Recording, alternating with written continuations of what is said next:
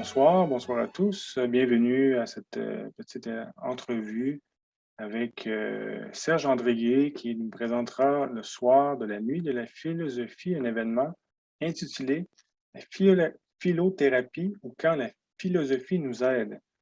Il va nous en parler un peu ce soir. Bienvenue, Monsieur Gay. Donc, parlez-nous un peu de vous, de l'événement. OK, mon nom est Serge-André Gay. Je suis le président éditeur de la Fondation littéraire Fleur de Lys, qui est une maison d'édition en ligne, une librairie, des centres d'information sur le droit d'auteur, le nouveau monde du livre. Et à titre personnel, je suis un passionné de la philosophie. Alors, je suis sensible à cette question-là depuis de nombreuses années, en fait, depuis un regain de vie depuis l'âge de 40 ans, donc j'en ai 64 aujourd'hui. Je suis de Lévis, je suis marié, père de famille, 4 enfants, et l'année prochaine, je vais fêter mon 40e anniversaire de mariage. Allez-y, excusez-moi, allez-y. La conférence que je propose, c'est une conférence qui est en fait une revue des livres qui parlent de philothérapie ou de consultation philosophique. On sait que le mot philothérapie doit être utilisé avec beaucoup de précautions, beaucoup de parcimonie en rapport avec son appellation thérapie, qui est réglementée dans certaines provinces, certains pays, où on ne peut pas se dire thérapeute qui le veut. Alors, on parle de plus en plus, même si plusieurs des livres dont on va traiter ont dans leur titre le terme philothérapie, on va traiter en grande partie, on va appeler ça la consultation philosophique, qui est une consultation soit de personne à personne, ou encore une consultation qui est de groupe, comme on trouve par exemple dans les cafés philosophiques. Alors, j'ai commencé une recherche il y a 1 an de cela sur la littérature qui parle de consultation philosophique.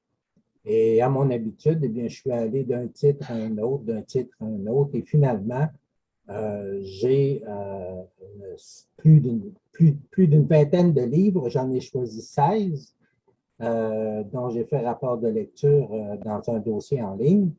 Et là, on va en faire un rapport de lecture lors de la conférence. Alors, on commence par un bref historique de la consultation philosophique. On va aller ensuite faire une différence très marquée entre philothérapie et consultation philosophique, comme je viens de le faire, mais un petit peu plus en détail et le pourquoi. Et ensuite, on tombe dans la liste des livres à lire, pas à lire, mais des listes des livres que j'ai lus et je fais rapport, c'est-à-dire qu'on présente le livre tel que l'éditeur le présente. Ensuite, on va lire des extraits et on va le situer dans le temps par rapport à ce qui s'est dit avant, ce qui s'est dit après. Alors, on a 16 titres, on va passer au travers les 16 titres. Ensuite, on a une période de questions où je vais pouvoir répondre aux questions des gens sur le sujet de la conférence.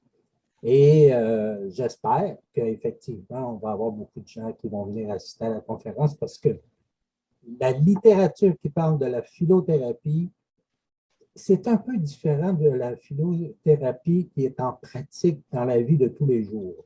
Mm-hmm. En quoi, je suis curieux, là, mais en quoi que c'est la différence?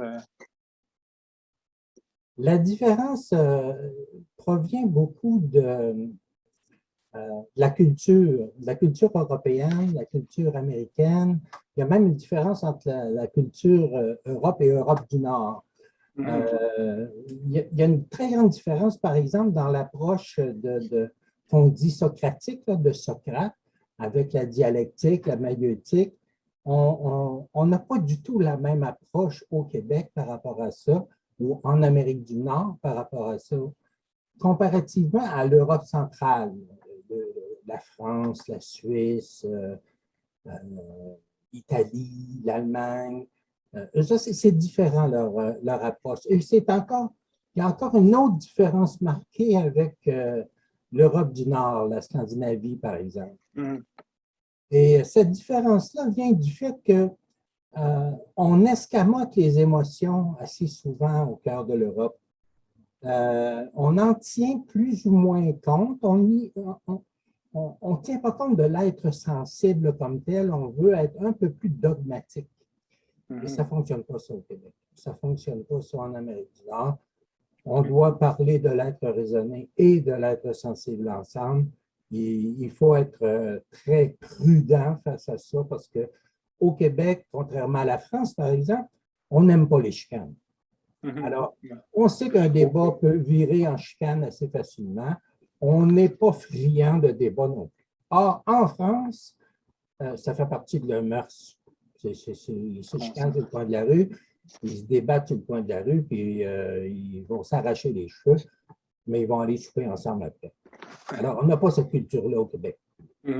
Chacun va partir, chacun de son côté, s'il y a quelque chose comme ça. Puis en Europe du Nord, ben, on a pris une approche comme celle de la psychothérapie, hein, philothérapie, psychothérapie. Alors, ce qu'on a fait, c'est qu'on a pris la même approche qu'en psychothérapie, mais au lieu de traiter les maladies ou les mal-êtres, on a traité l'esprit, on a traité la pensée elle-même, c'est-à-dire comment on pense, puis est-ce qu'on a des biais qui viennent fausser notre pensée, fausser nos perceptions, etc. Alors, il y a une intégration très nécessaire dans l'approche socratique des émotions. Et ça, c'est proposé comme étant une mise à jour de l'approche socratique par certains philosophes, dont on va parler d'ailleurs. Qu'est-ce qui vous a attiré vers ce thème? On parle de philothérapie. Moi, j'ai été sensibilisé à la question par la sortie du livre de Doumarinov, Platon Proposa, qui est sorti en français en l'an 2000, en anglais en 1999. Doumarinov est un homme d'origine montréalaise, c'est un Québécois d'origine. Il est maintenant installé à New York. J'ai été sensibilisé et frappé par l'application très pratique de la philosophie, comme le conseil philosophique, en fait. On a le conseil psychologique, on a le conseil philosophique de l'autre côté. Et j'avais déjà une certaine sensibilité à la philothérapie depuis une dizaine, une quinzaine d'années.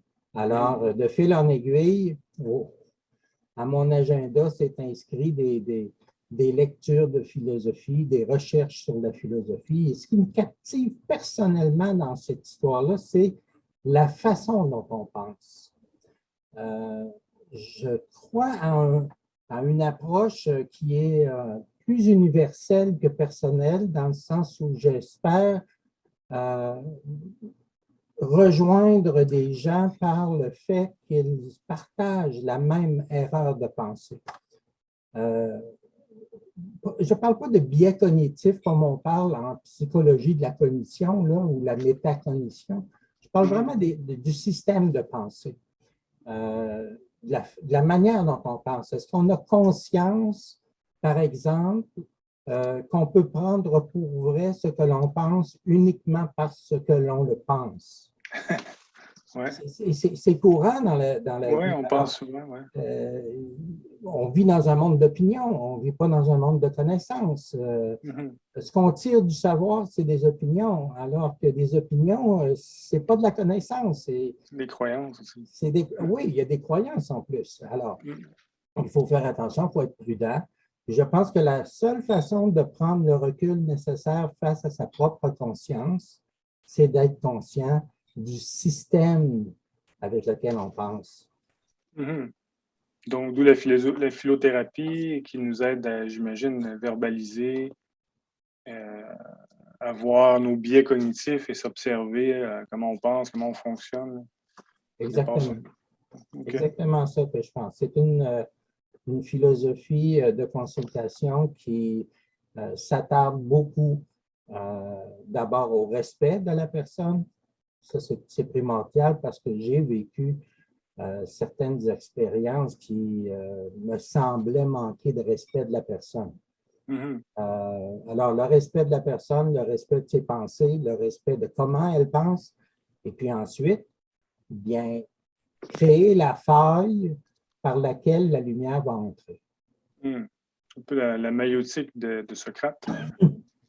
Oui, mais pas comme Socrate le faisait. Mhm. Socrate était très gentil au début de l'entrevue, ou pas de l'entrevue, mais de la conversation.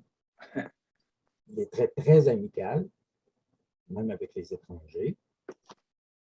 Puis, environ à la moitié de la discussion, il devenait bête et méchant. C'est du moins l'analyse que font des consultants en philosophie aujourd'hui. Okay. Il voulait coincer la personne dans un coin. Il voulait l'amener à se contredire. Et puis, pour ça, il devenait très, très hargneux, beaucoup moins accueillant qu'il me paraît. Alors, ça a été rapporté. Et effectivement, dans différentes sociétés, cette approche-là ne fonctionne pas. Si je veux ajouter quelque chose, c'est que je suis aussi l'auteur d'un livre. Okay. J'ai écrit un livre que j'ai intitulé « J'aime penser ». Le sous-titre se lit comme suit. Comment prendre plaisir à penser dans un monde où tout un chacun se donne toujours raison? Mm-hmm. On est sensible selon notre expérience de vie. J'ai été élevé dans un entourage où chacun se donnait raison et où on n'avait pas raison. On avait tort avant d'ouvrir la bouche, comme on disait. Mm-hmm. Et c'est une des raisons pour lesquelles je me suis orienté vers les communications. J'ai été journaliste, j'ai travaillé en recherche marketing, j'ai travaillé dans les médias comme chroniqueur, etc. J'ai une longue carrière en communication avant d'arriver au domaine de l'édition. Okay. Et c'est la communication, pour moi, c'est très important dans le sens où ça dépend de ta philosophie. Alors, comment on pense? C'est très important. Et la lumière rentre par les failles. Alors, si tu as toujours raison, il n'y a pas de faille. Ouais. Et si tu as peur du doute, eh bien, tu vas le refuser tout le temps. Or, le bénéfice du doute en science, c'est la certitude. Mm-hmm. Mais la certitude acceptée jusqu'à la prochaine, jusqu'au prochain doute, qui va venir peut-être contredire cette connaissance première-là. C'est ainsi qu'en science, on bâtit la connaissance sur la destruction du déjà su. Alors, changement de paradigme. Oui, oui, mais c'est comme ça en science. On n'aurait pas rien. On n'avancerait pas. Et je pense que ça, on aurait avantage à l'appliquer un peu plus dans nos propres vies. Ne pas se donner raison pour se donner raison. On ne doute pas pour douter non plus. Il y a beaucoup de gens qui doutent pour douter, ça les insécurise. Mais le doute, c'est une faille. C'est la permission qu'on donne à une lumière d'entrer. Mais c'est vrai que si ça fait longtemps qu'on vit en se donnant raison, quand la lumière va rentrer, on va être ébloui et on va se cacher les yeux, puis on va essayer de colmater la faille au plus vite. Alors, à ce moment-là, on est mal pris. Alors, ça prend quelqu'un qui est assez habile, ça se fait, qui va créer une faille, la tenir ouverte le temps nécessaire, sans aveugler la personne, et lui fait prendre conscience de comment elle pense, que ses idées ne viennent pas nécessairement d'elle-même, que ça peut être des idées qui sont acquises par sa culture, par ses mœurs, par sa famille, ses enseignants, l'école, etc. Oui, ben le livre que j'ai écrit, J'aime penser, je fais le tour de toutes les pensées possibles. Okay. C'est-à-dire la pensée certaine, la pensée empathique, la pensée malheureuse, la pensée heureuse, jusqu'à l'arrière-pensée.